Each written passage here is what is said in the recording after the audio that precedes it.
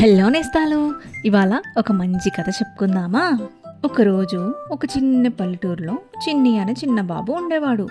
వాన పడిన తర్వాత ఆకాశంలో వచ్చే రంగుల రెయిన్బో అతనికి చాలా ఇష్టం. చిన్ని ఆశ్చర్యంగా ఇలా అంటాడు, అరే మిన్ను, ఇవాళ వాన పడింది కానీ రెయిన్బో ఎక్కడా లేదేంటి? అప్పుడు మిన్ను అంటుంది, నిజమే చిన్ని, నేను కూడా చూస్తున్నా. మనం వెతుకుదామా? ఇంకేమైనా జరిగిందంటావా రెయిన్బోకి? మీకు అని డక్ ఇలా అంటుంది.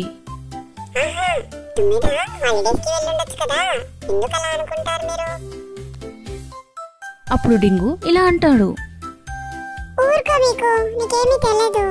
తుమ్మడికి హాలిడేస్ ఏంటి చెప్పు? మరి అమాయకురాలివి నువ్వు. మనం వెతుకుదాం పదండి అందరం కలిసి అనేసి అందరూ బయలుదేరతారు. వాళ్ళు అలా నడుస్తూ అడవిలోకి వెళ్తుండగా ఒక మాట్లాడే చెట్టు కనిపిస్తుంది. ఆ చెట్టు ఇలా అంటుంది, 2 రంగుల బిడ్డ తుమ్మెద చాలా బాధగా ఉంది పిల్లలు, అందుకే రెయిన్బో రాలేదు.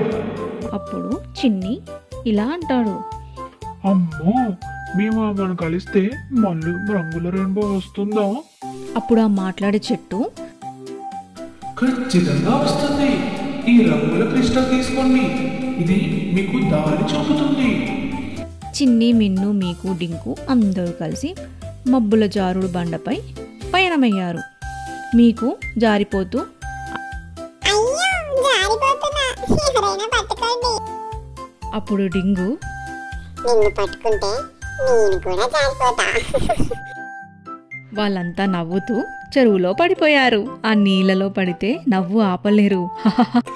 ఇది నిజంగా చెరువే, నవ్వుల చెరువే అనిపిస్తుంది. నవ్వు ఆపలేకపోతున్నాం రా. తర్వాత వాళ్ళంతా ఒక అందమైన జలపాతాన్ని చేరుకున్నారు. అది మెల్లిగా మాట్లాడుతుంది. జలపాతం మెల్లగా ఇలా ఉంటుంది, తుమ్మెద ఓ బూడిద రంగు గుహలో ఉంది. ఆమెను బయటికి తీయాలంటే సంతోషం కావాలి. డింగు ఆశ్చర్యంగా, అర్థమైంది, మనం తుమ్మెదని హ్యాపీగా చేయాలి. అప్పుడు చిన్ని ఇలా అంటాడు, మనం రంగుల క్రిస్టల్తో ఆకాశంలో రెయిన్బో గీద్దామా? తర్వాత వాళ్ళంతా బూడిద రంగు గుహలోకి వెళ్లారు. అక్కడ తుమ్మెద దుఃఖంగా కూర్చుంది. తుమ్మెద బాధగా ఇలా ఉంటుంది, ఇప్పుడు ఎవ్వరూ రంగుల్ని గీయరు, వాన తర్వాత పాటలు పాడరు, అందుకే నా రంగులన్నీ పోయాయి. మిన్ను తుమ్మెదతో ఇలా అంటుంది, తుమ్మెద చూడు, నేను నీకోసమే రంగులతో బొమ్మ గీశాను. ఇదిగో ఈ రంగుల క్రిస్టల్తో మళ్ళీ రంగులు వస్తాయి. ధన్యవాదాలు పిల్లలు, మీరు నాకు తిరిగి రంగుల జాతకాన్ని ఇచ్చారు. హుర్రే, మన ఊరు మళ్ళీ రంగులతో నిండిపోయిందా? ఈ స్టోరీకి మోరల్ ఏంటో తెలుసా? ఒక చిన్ని నవ్వు, ఒక చిన్ని బొమ్మ, ఒక చిన్ని సంతోషం కూడా రంగుల ప్రపంచాన్ని తెస్తుంది.